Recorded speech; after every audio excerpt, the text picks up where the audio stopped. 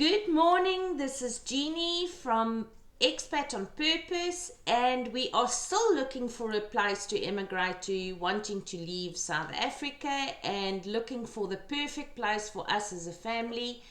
And if you are looking to immigrating, please like and subscribe our videos, follow us, let's see where we end up, and I am going to bring you as much information as I possibly can.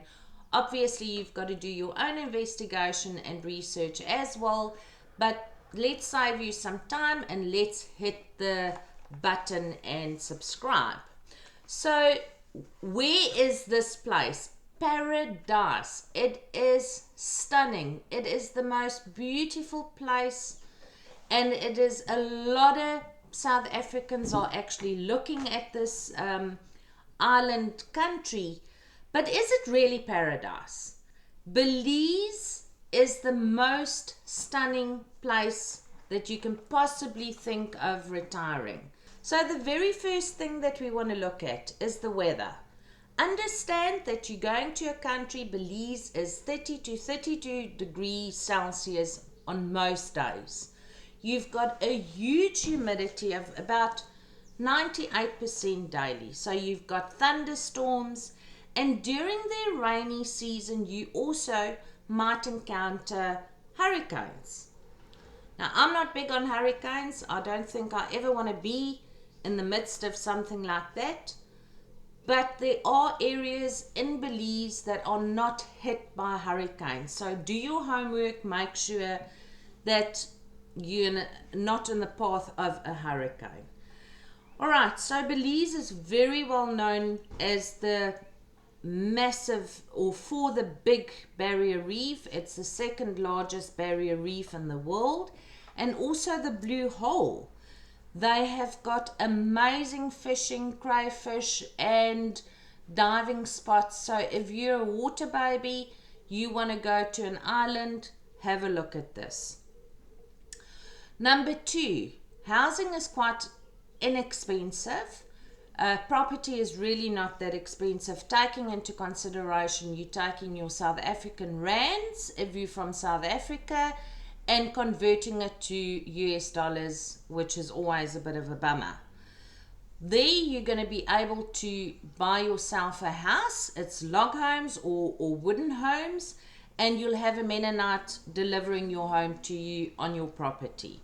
So that is not a very big deal. So number 3, we're going to be looking at buying stuff, supplies, groceries, stuff for your home. This is a third world country. It is not a place where you're going to get in your car, leisurely drive around the corner, go to Woolworths or Pick and Pay to go and do your weekly shopping or daily shopping. It is hard to find things, and you've got to sort of plan your trips before you venture out. Yes, they've got a massive city, Belize City, but we'll talk about Belize City in just a bit. So bulk buying, you are going to struggle with buying, so you've got to go and bulk up for the week or maybe the month ahead, and that can be a challenge if you're not used to it. Now, what is the big issue? There is one thing or a couple of things that we need to really look at. South Africans have gone there on a shoestring and have come back with their tails between their legs. I've had the fortune of speaking to a couple of people that's already moved there, that are living there, and that's gone there and come back.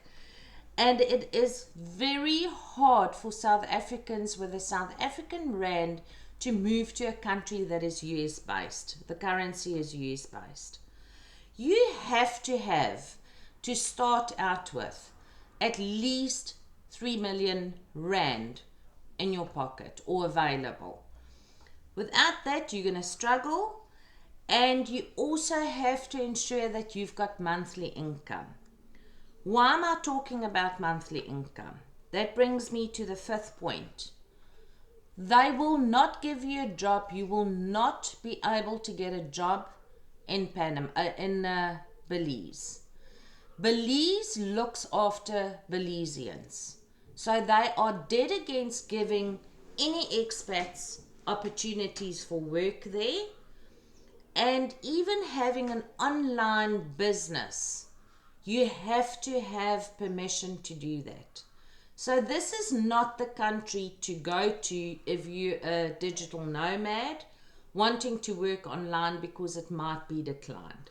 Make sure that you've spoken to the authorities and that you have got authorization to do that. The laws, they're working with Roman laws, and the laws are completely different to what we used to in South Africa. Basically, as an expat, you've got no rights. You will only have rights once you become a Belizean. It is to such an extent that if you in a car accident, both vehicles gets put into jail until such time that they've determined what's happened and who the guilty party is. So it's not a question of you are going to tell your story, or you can phone a lawyer and say meet me at prison.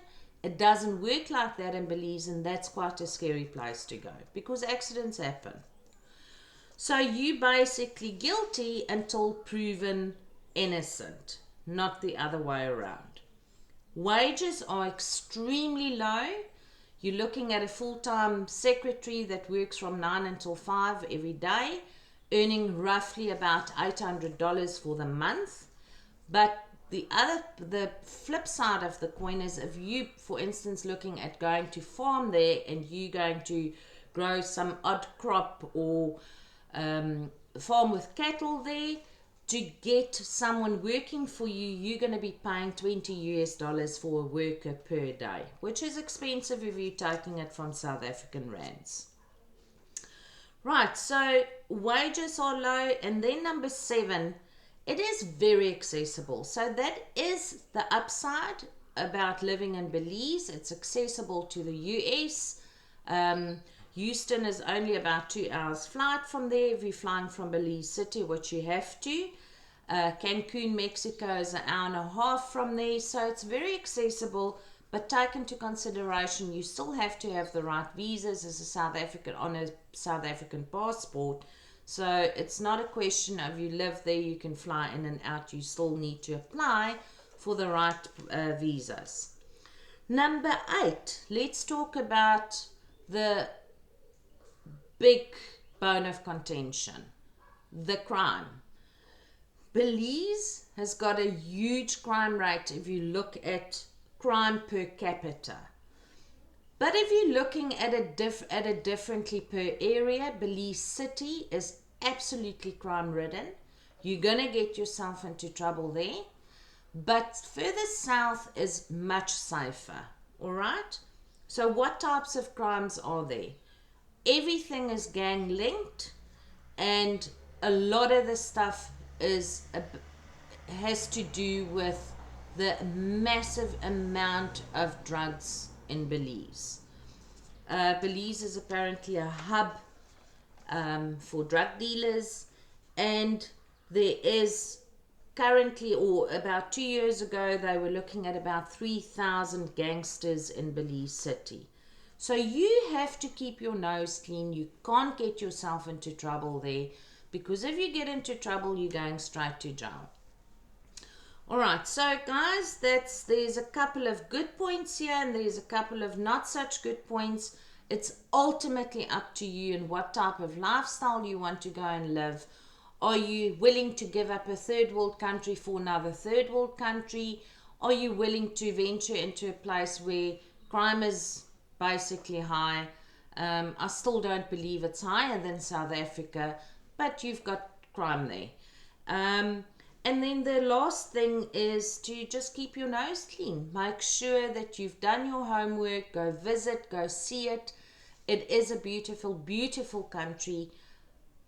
But to live there permanently is a different story. Alright, please like and subscribe, and I will see you on the next video.